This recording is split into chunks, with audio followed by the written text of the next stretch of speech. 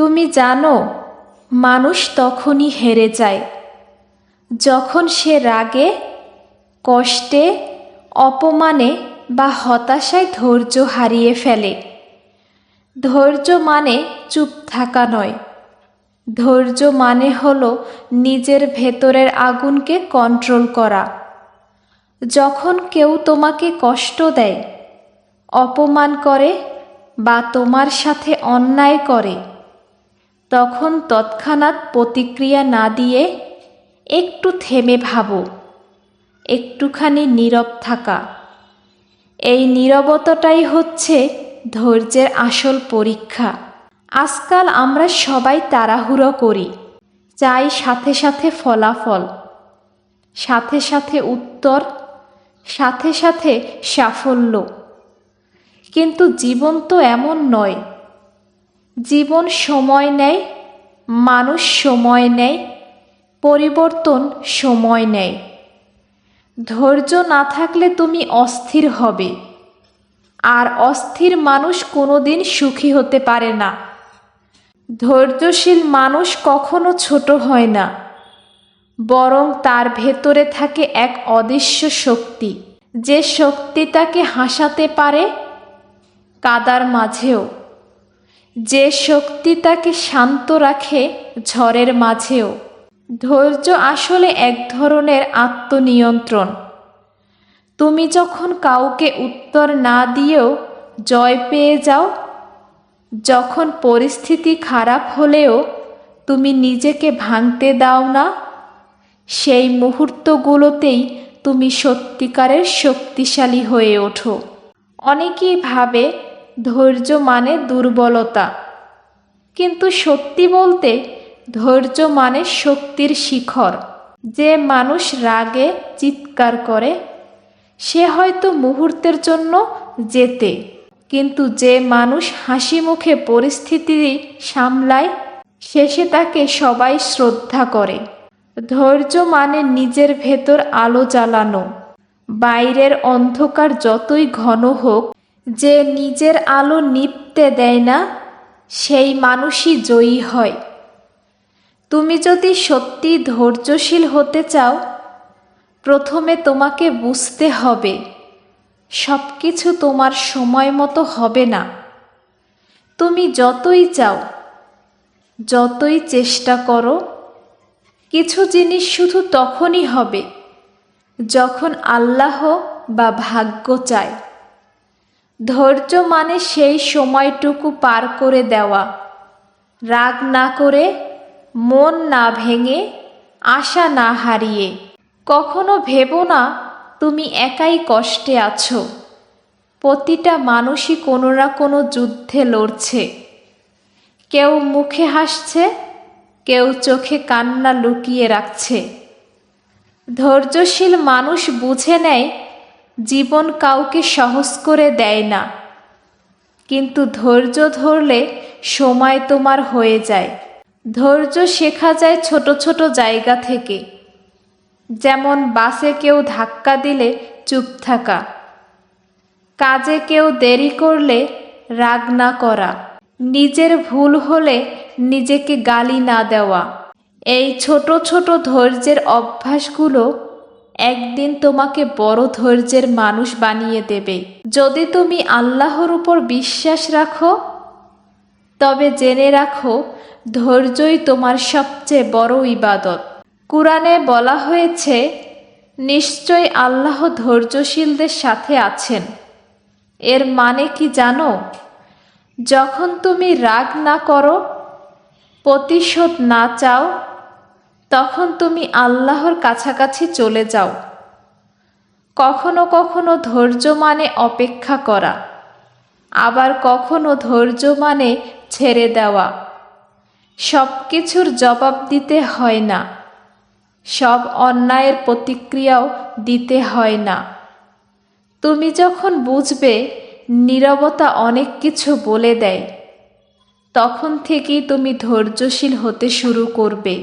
জীবনে যত বড় কষ্ট আসুক, একটা কথা মনে রেখো, সময় সব ঠিক করে দেয়। তুমি শুধু চেষ্টা চালিয়ে যাও, মনকে শান্ত রাখো। ধৈর্যই একমাত্র জিনিস যা তোমাকে কষ্টের মধ্যে সুন্দরভাবে বাঁচতে শেখাবে। কখনো ভেবে দেখো, যখন তুমি জীবনে হেরে যাচ্ছ, মনে করো আসলে তখনই আল্লাহ তোমাকে জেতার পথে নিয়ে যাচ্ছেন। তুমি শুধু দেখতে পাচ্ছ না, কারণ তুমি এখনো ধৈর্যের পরীক্ষার মধ্যে আছো। ধৈর্য একটা চাবির মতো, যেটা প্রতিটা বন্ধ দরজায় তালা খুলতে সময় নেয়। তুমি যদি মাঝপথে হাল ছেড়ে দাও, তাহলে সেই তালাটা কখনোই খুলবে না। কিন্তু তুমি যদি অপেক্ষা করো, একসময় ঠিক খুলে যাবে। আর তুমি হাসবে, চোখে জল আসবে, কারণ বুঝবে আল্লাহ কখনো ভুল করেন না।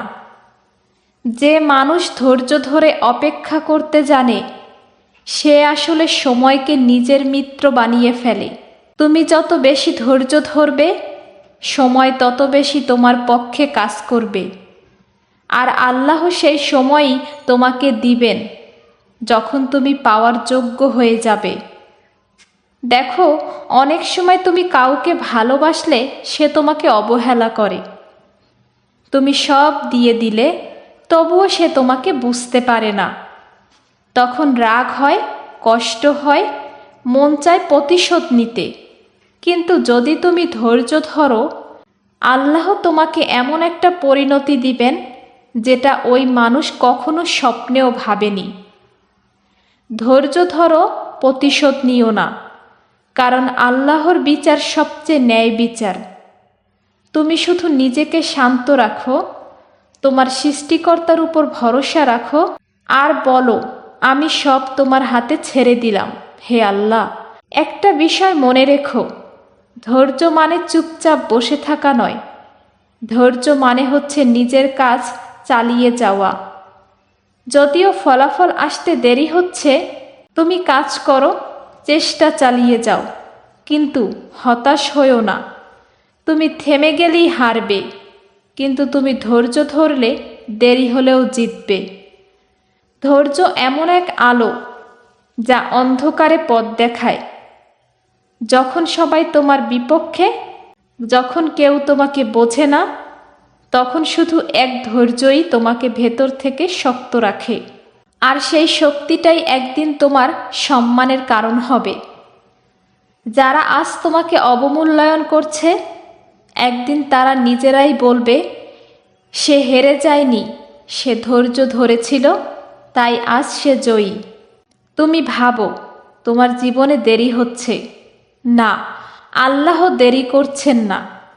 তিনি শুধু তোমাকে তৈরি করছেন, যেন তুমি যখন পাও তখন সেটা সামলানোর মতন পরিণত হও। ধৈর্যই সেই প্রক্রিয়া, যেটা তোমাকে গড়ে তোলে শক্ত, স্থির আর জ্ঞানী করে। তুমি যখন ধৈর্য ধরবে, তখন তুমি শুধু নিজের উপর নয়, আল্লাহর উপর ভরসা রাখবে। আর যখন তুমি আল্লাহর উপর ভরসা রাখবে, তখন ভয়, কষ্ট, হতাশা কিছুই তোমাকে ভাঙতে পারবে না। ধৈর্য মানে বিশ্বাসের শেষ সীমানা, যেখানে তুমি বলো, হে আল্লাহ, আমি জানি তুমি আছো, তুমি শুনছো, তুমি দেখছো, আর তুমি জানো কখন কিভাবে আমার মঙ্গল করতে হবে। শেষে শুধু একটা কথা বলবো, ধৈর্যশীল হও, কিন্তু নীরব বোকার মতো নয়। ধৈর্য মানে সঠিক সময়ে সঠিক কাজটা করা।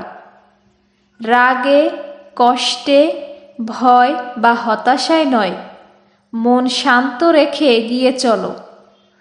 মনে রেখো, যে ধৈর্য শিখে গেছে, তার জীবনে কিছুই অসম্ভব নয়। তুমি ধৈর্য ধরলে তুমি সময়কে জয় করবে।